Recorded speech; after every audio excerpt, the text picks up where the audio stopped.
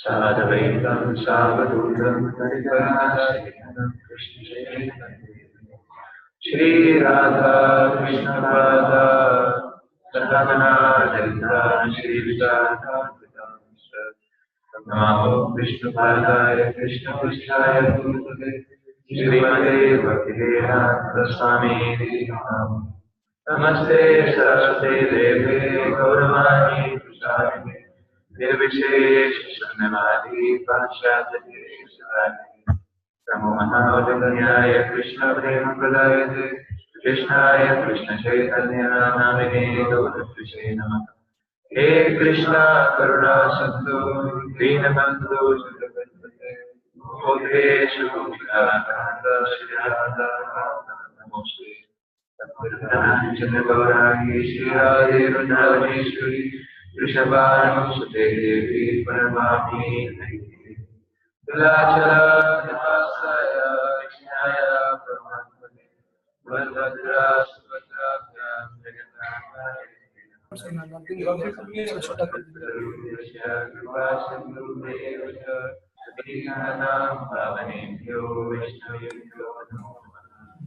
Hare Shri Krishna Chaitanya Prabhu Nityananda Shri Advaita Gadadhara Shivasadi Hare Krishna Krishna Krishna Hare Hare Hare Ram Ram Ram Hare Karoti Vacharam Yatripadanam Vande Shri Guru Dinasam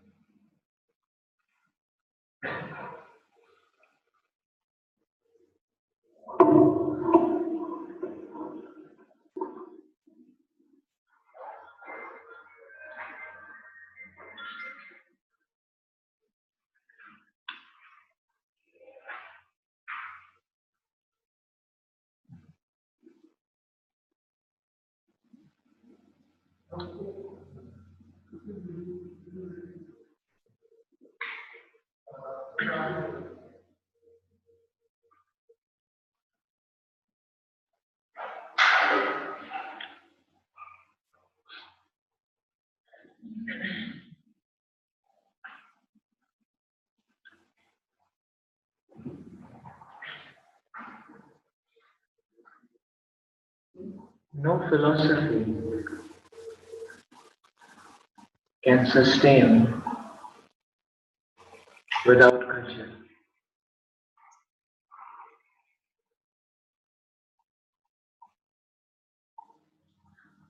Without a proper environment,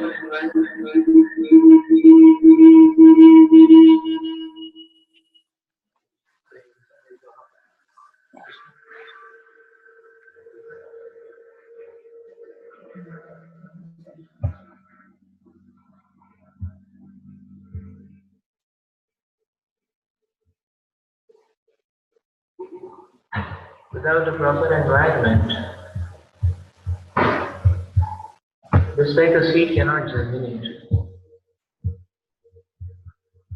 an experiment cannot take place. Similarly, progressive bhakti cannot go on without a proper environment.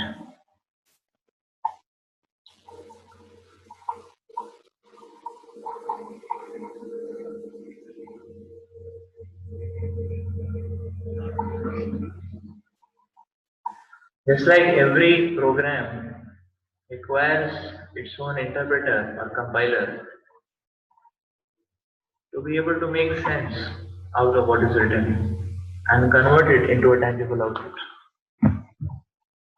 Java has its own interpreter called a GTK. If you don't have a theory, you cannot run any program in Java. Python has its own interpreter, Anaconda. Without that, it cannot make sense in Python. So this is environment actually. And therefore, to be able to set the environment,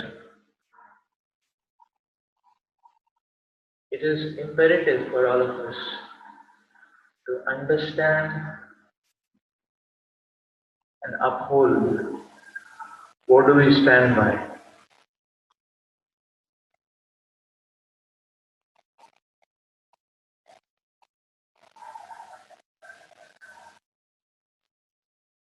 It is not enough to say that we are devotees.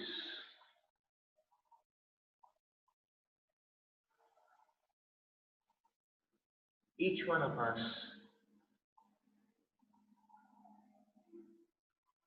has a deep responsibility of upholding the culture, the environment. And when all of us contribute towards the same goal,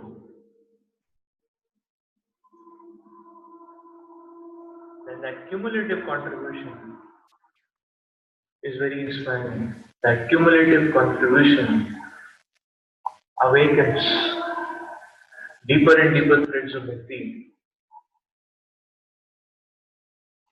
triggers us very deeply.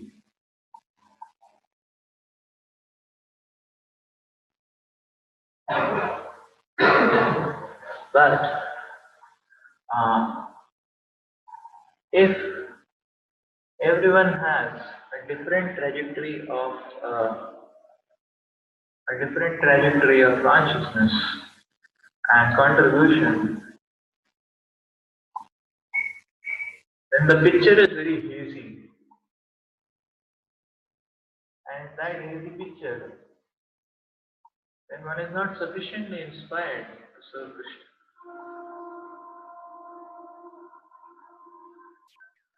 That is the point.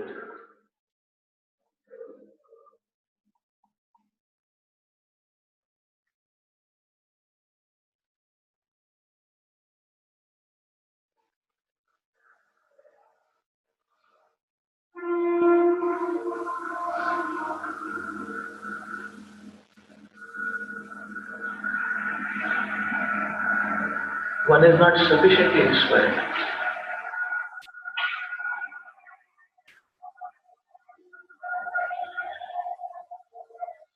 So many times it is seen that uh,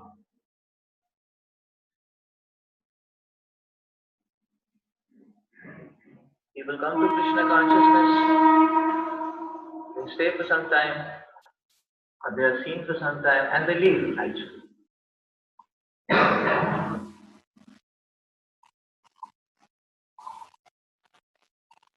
So many times the problem is that they got acquainted with the philosophy, but they could not see philosophy in execution. Or they could not understand what is the process because the cultural presentation of the philosophy was not solid. Somehow they could not relate to it. We have also seen actually that many times the devotees stay in voice, yoga, sevakunj, and they are seen to be practicing nicely, enthusiastically. But then, when they pass out, they are not able to sustain.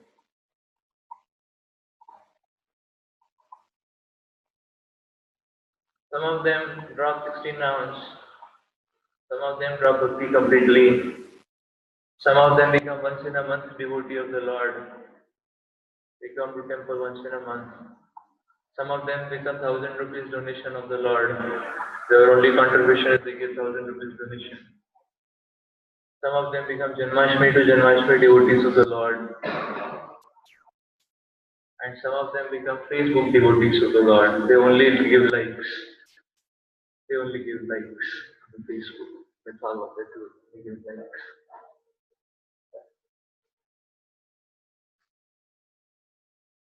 So now what has happened? Like that. Although they were given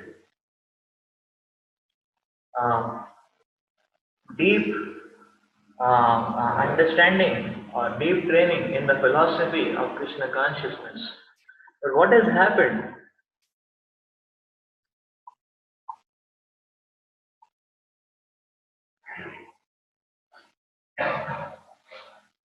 And you see, some of them start using philosophy to justify anything and everything.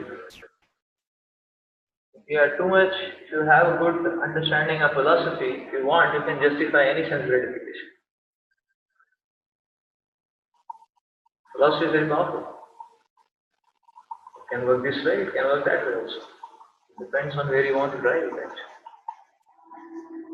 So, you're able to justify a deep sense of philosophy. Like you can justify eating in the restaurants. You can justify, one can justify eating in the restaurants. You can justify it. There's no, sometimes to preach, you have to be with the people where the people are. You can eat Jain food, no problem. You can justify watching movies.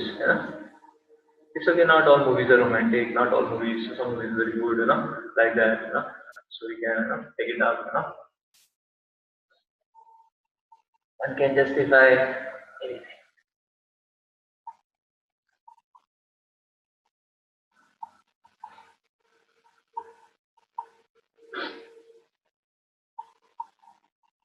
There are some spiritual organizations that justify illicit sex in the name of Rasa Leela. Prabhupada says Rascal Leela. But they can substantiate through philosophy, like that. They can substantiate. Some of them justify illicit sex, saying that you are not well experienced enough actually. Once you get very nicely experienced enough, then that Vairagya will come very nicely. Demoniac philosophy. But yes, even Ravana and Hiranyakashipu had philosophies.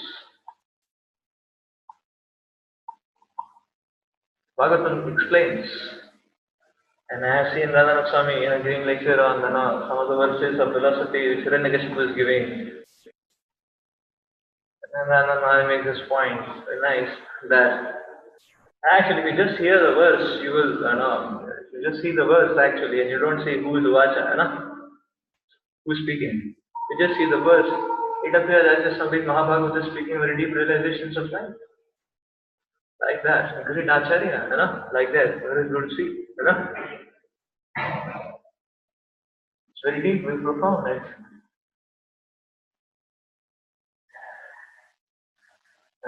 Like when Hiranyaksha was killed by Lord Varadev. So Varadev appeared to destroy Hiranyaksha. So when Hiranyaksha was killed, actually, then all the wives of Hiranyaksha, Hiranyakashipu called for a Bhagavatam class. And he is giving Bhagavatam class. The soul is Avinashi Sutavritti. Jatasya hi dhruvam mrityu. So on. Very deep philosophy is speaking, Why should one be attached to simply waves of emotion like that? One should be fixed in the self, in the soul. After speaking Bhagavatam class, he called all his intimate associates.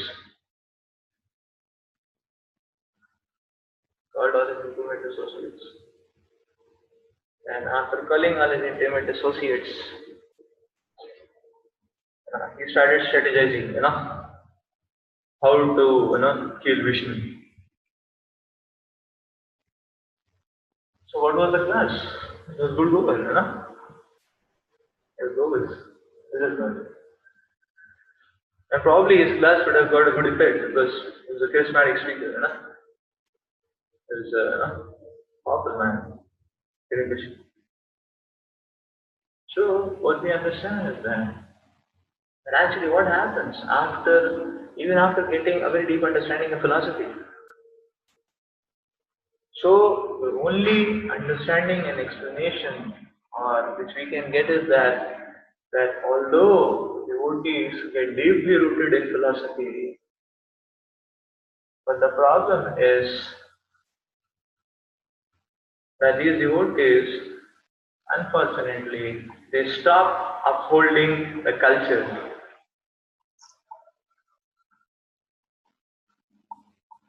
And therefore, that philosophy becomes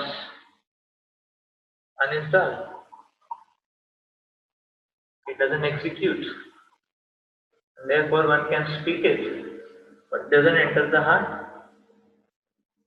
It's not playing in the heart. It's only word game.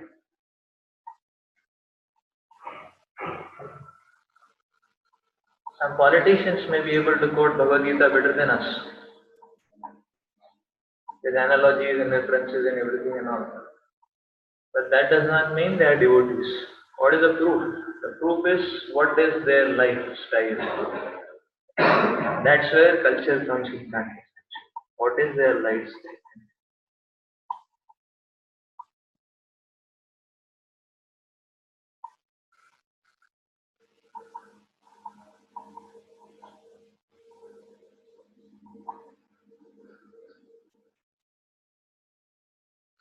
So therefore, it is very important for us to understand and strive hard to uphold this culture.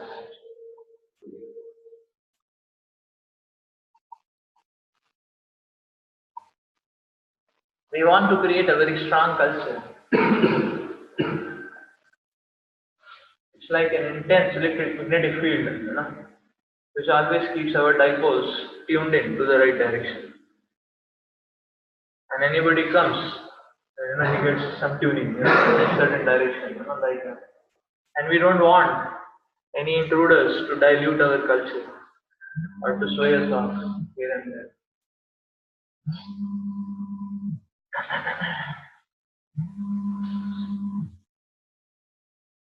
So I have been many times talking about uh, family spirit, and in that way connected to the mission of Srila Prabhupada. But what does that mean? Therefore, since some time I was meditating on, elaborating on one pillar of what is our culture actually. What do we stand for? Our this whole training model. What are we supposed to uphold? And what are we supposed to withhold? And what are we supposed to behold?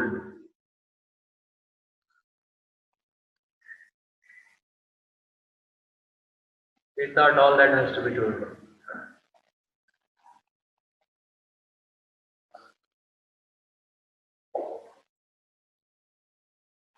So what we would try to do is focus on one pillar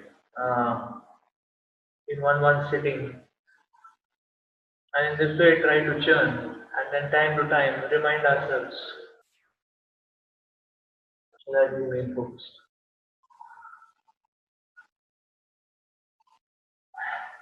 So that we remain focused.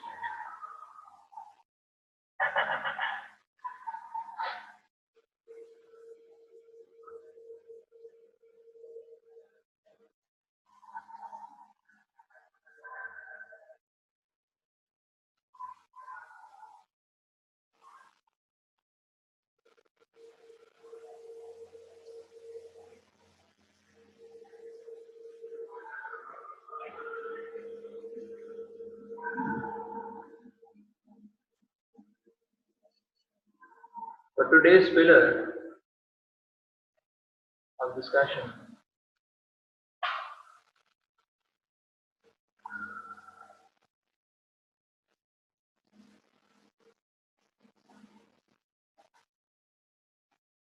I take This particular prayer of Srila Prahlad Maharaj,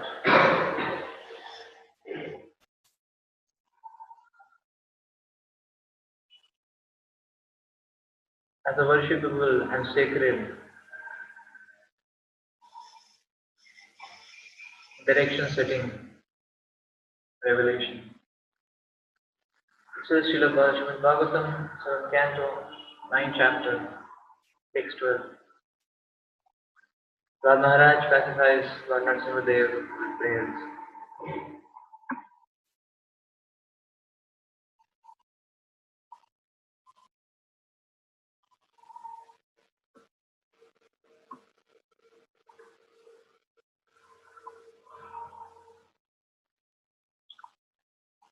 तस्मादहं विगतविप्लवा ईश्वरस्य सर्वात्मना मयि गृह्णामि यथा मनीषं नीचो जया गुणविसर्गम् अनुप्रविष्टः भूयेत येन ईपुमान् अनुवर्धितेन.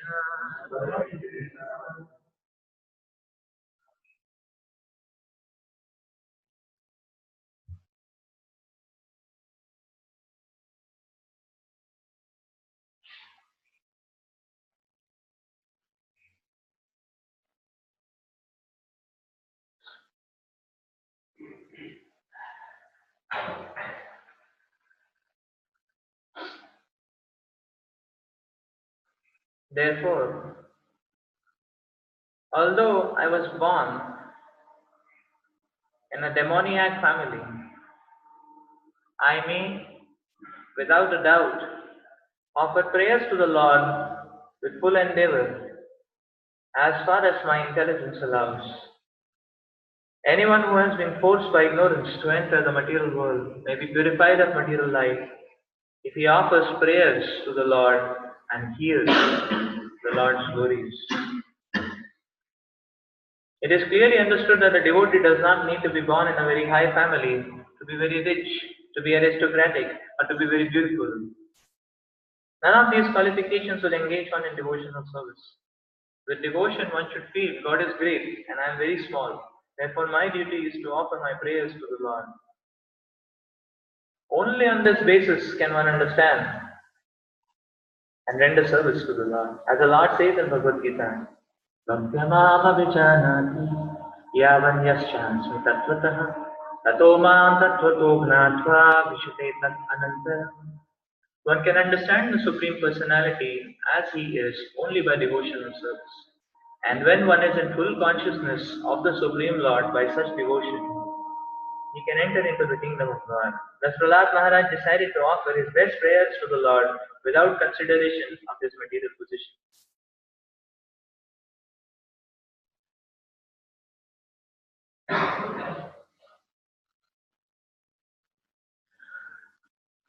Bhakti is an exclusive process.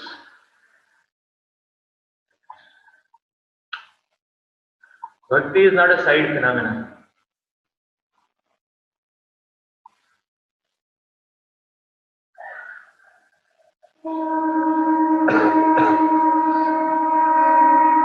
Side phenomena is called as Sukriti. It may be Bhakti Unmukh Sukriti, but it's Sukriti.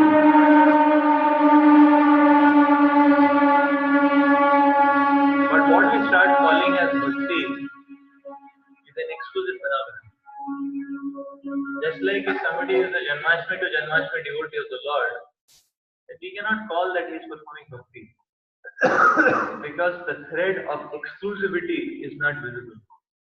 It is Janmashtami to Janmashtami. So that can be called as Sukriti. Bhakti Unmukh Sukriti. He is getting some pious credits. Okay, which will help him eventually develop intensity and then his Bhakti may start. So Bhakti means an exclusive thread.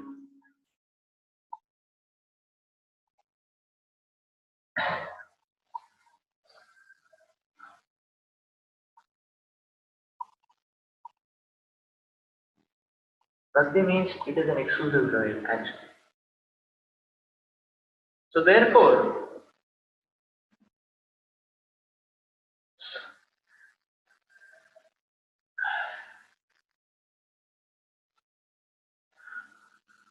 in Bhakti, dynamism and forward motion is very important. There is no concept of a static devotional service. There is no concept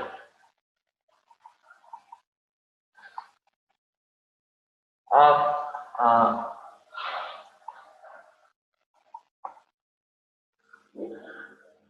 of a state-oriented devotional service. The consideration of state is not given for to us to evaluate. Thus, the consideration of state the Lord has kept with Himself actually. It is a lot to consider that for what stage of bhakti are we in. But if it comes to us, it comes to us to evaluate. We have infinite proofs to look into our own hearts to prove that we are still neophytes. They are still Kanishta friends.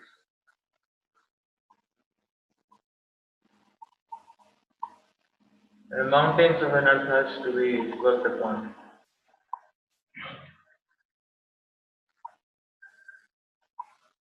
So therefore,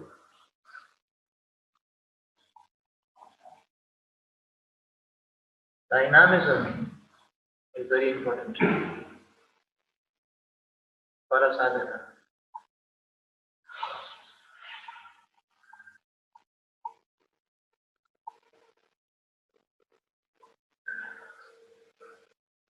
Just like a person who is desperate with every move,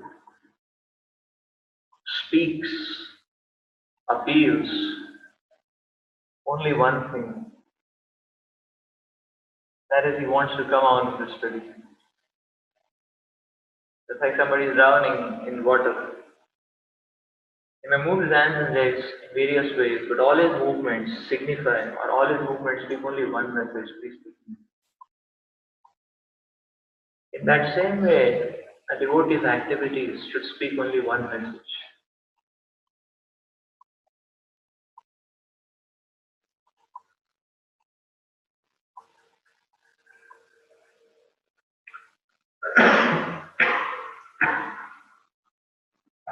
Ayinanda Tanujakinkar. Please pick me up from this ocean of birth and place me as one of the atoms at your lotus feet alone. That's what every action of a devotee should speak actually. Every action of a devotee.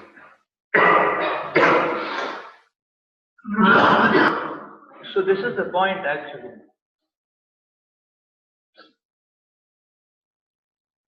Therefore, it is essential to uphold this principle of exclusivity.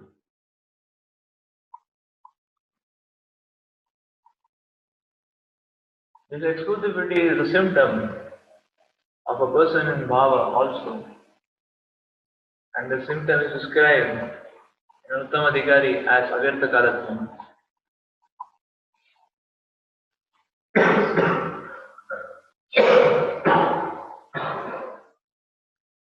And as great Mahabhagavata described, that their greatest tragedy is even few moments of forgetfulness of Krishna. That they don't want to tolerate.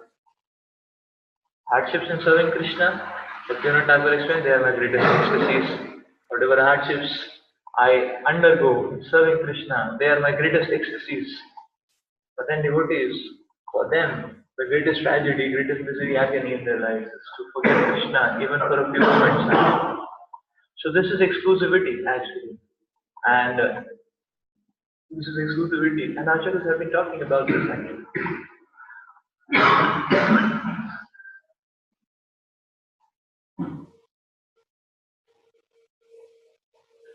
So therefore, the point comes is this, that actually our life should be substantial. Our life should not be, otherwise it's not relishable to us. It's not tasty for Krishna. It's not relishable. It doesn't attract Krishna's attention.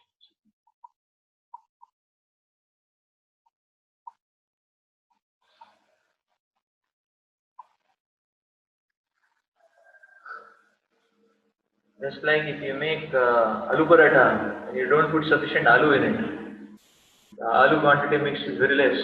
It's very difficult to tolerate because no, no, aloo paratha means there's nothing else along with it. Only some chutney or only some uh, dahi along with it.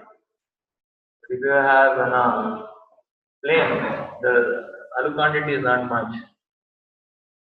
It's very difficult to take it up like that. So one can understand that this way one can understand that actually one the stuffing has to be very solid actually. Then it's very tasty actually. If it is chapati, you can take the sabji. It's aloo paratha, there's no sabji actually. So if it is chapati in the name of aloo paratha, it's very miserable, like that. So the stuffing is very solid, it's very thick and modu. Then one is relishing the aloo, then you feel difference, like that. So similarly, our life should not be like chapati. So we are telling Krishna, okay, I'm practicing devotional service, and we are stuffing it, but our stuffing is so less. There is normal difference between us and a materialist, like that. Then it's not relatable. It's not relatable. So that stuffing should be very prominently seen. That yes, this life is stuffed, very solid, very substance. It's a stuffed life. It is not a diluted watery, like that. So practice of bhakti needs to be solidly substantiated actually, and that is the reason that shastras. That is the reason shastras talk about service attitude, seva.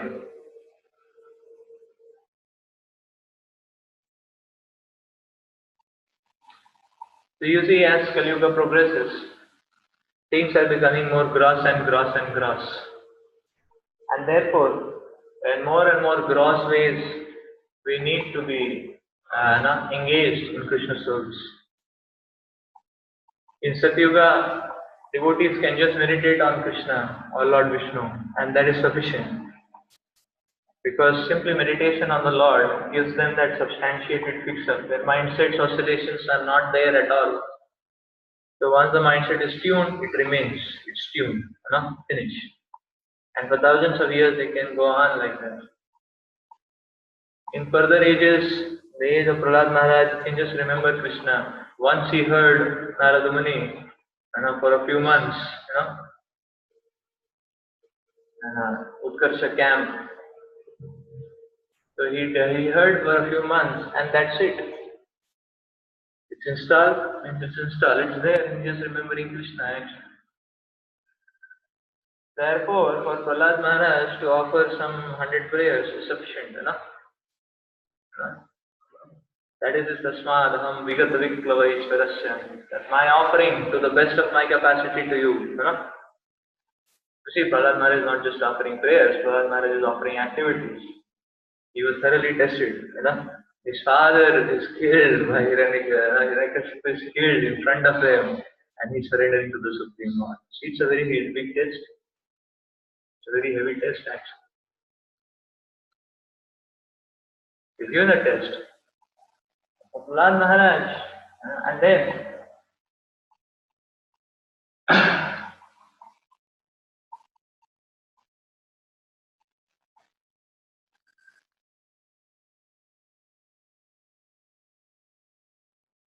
Prahlad Maharaj ruled He's led a life of devotional service in that way. So Srila Prahlad Maharaj, now we say, okay, as a child he was just remembering Krishna, So yes, because those ages even subtle factors were very prominent, and therefore a subtle activity was also very much in control.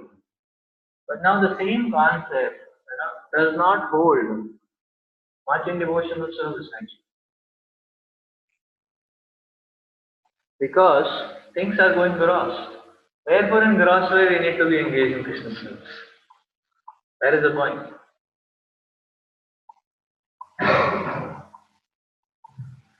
Therefore, in gross way, we need to be engaged in Krishna service, not like that. So now the question is this.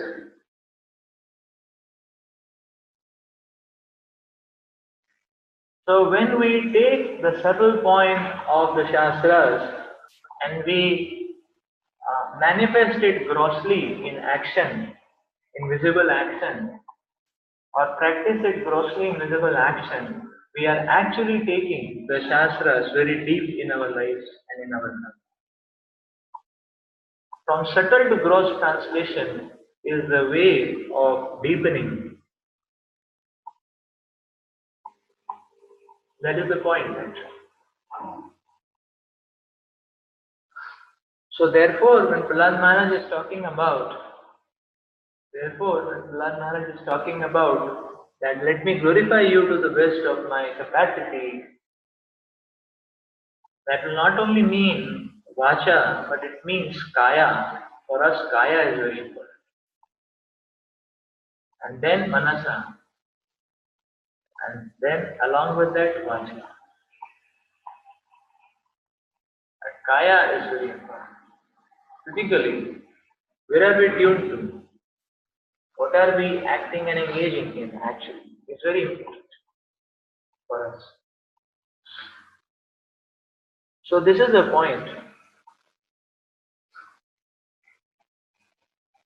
Therefore, for a stable bhakti, the first thing to be engaged about is sufficient engagements. Or the first thing to be concerned about, is sufficient engagements. Engagement should be not to our capacity, but a little more than our capacity. So that a little more, so that we can stretch and achieve it. At the same time, there is some anxiety to make it like that.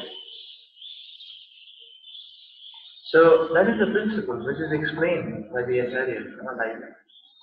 Therefore,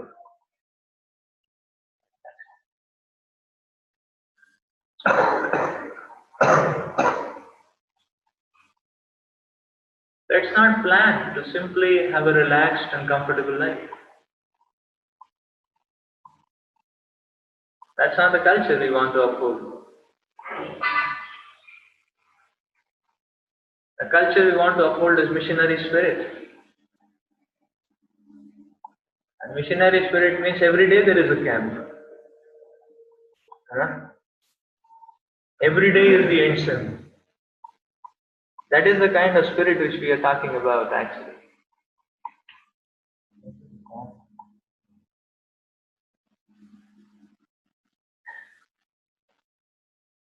Every day is the ensign, like that.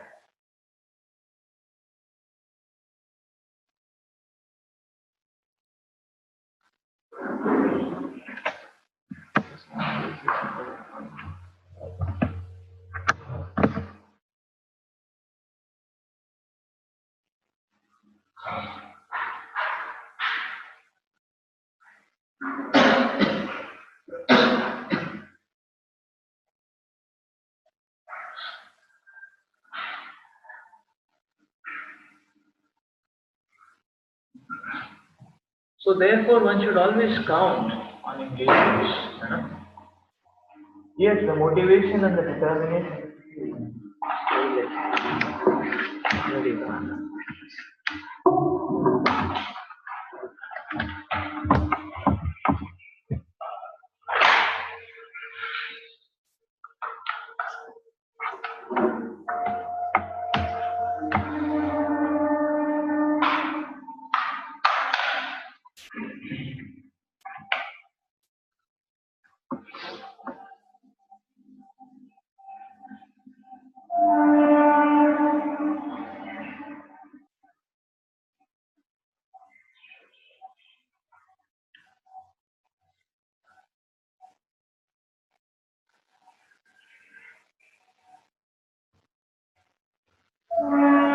therefore,